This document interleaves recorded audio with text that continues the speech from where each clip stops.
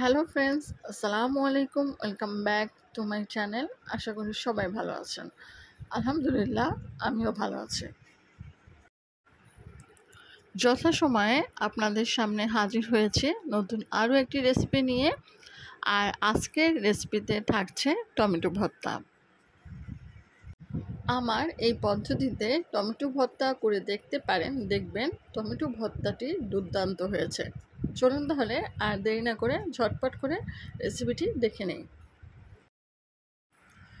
Tomato ভর্তাটি করার জন্য প্রথমেই গ্যাসের ওপর বসিয়ে দিয়েছি একটি ফ্রাই প্যান। আর তাতে দিব সামান্য কিছু পরিমাণে সরিষার তেল।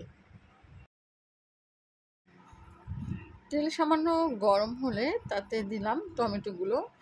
আর টমেটোগুলোকে আমি পূর্বে থেকে ধুয়ে কেটে রেখেছিলাম। একটা টমেটো আমি 2 ভাগে ভাগ করে নিয়েছিলাম। আর আজকে এখানে আমি 3টি টমেটো দিয়ে ভর্তাটি করব। আর আপনারা আপনাদের প্রয়োজন মতো টমেটো নিয়ে ভর্তা করে নেবেন। দিয়ে দিলাম সামান্য কিছু পরিমাণে লবণ। এক পাশ হয়ে গেলে অপর পাশে উল্টিয়ে দিলাম।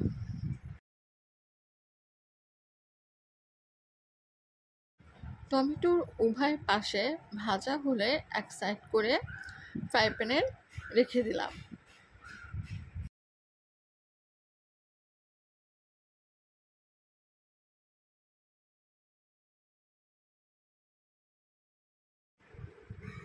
আরও কিছুটা সরিষার তেল দিয়ে নিয়ে তাতে দিলাম 4টি কাঁচামরিচ ও 4টি শুকনা মরিচ।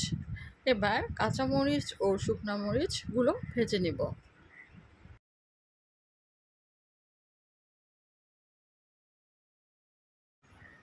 কাঁচামরিচ ও শুকনা মরিচ ভাজা হলে দিয়ে দিলাম পেঁয়াজ কুচি। এখানে একটি বড় সাইজের পেঁয়াজ আমি কুচি করে নিয়েছিলাম। এই পেঁয়াজ কুচিগুলো এখন আমি ভেজে নেব।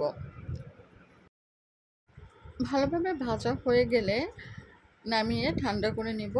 আর মোটামুটি টমেটো ভর্তা করার জন্য এই উপকরণগুলোই আমার লাগবে। আর যখন ভর্তা করবেন তখন অবশ্যই লবণটা চেক করে নেবেন, কারণ টমেটো ভর্তা করার সময় আমি সামান্য কিছুটা লবণ নিয়েছিলাম। তাই ভর্তা যখন করেছি আমিও লবণ দিয়ে নিয়েছিলাম। আর আপনারাও অবশ্যই চেক করে লবণ দিয়ে নেবেন। আর সাথে আমি কিছুটা ধনিয়া পাতা কুচিও দিয়েছিলাম। তো আপনারা এইভাবে করে ভর্তাটা করে নিতে পারেন, দেখবেন গরম গরম ভাতের সাথে এটা খেতে চমৎকার লাগবে। তাহলে এই ছিল আমার আজকে টমেটো ভর্তা রেসিপি। ভালো লাগলে লাইক, কমেন্টস ও শেয়ার দিয়ে চ্যানেলটির পাশে থাকবেন। আজকের মতো এখানে বিদায় নিচ্ছি। সবাই ভালো থাকবেন, সুস্থ থাকবেন, আমার জন্য দোয়া করবেন। আল্লাহ হাফেজ।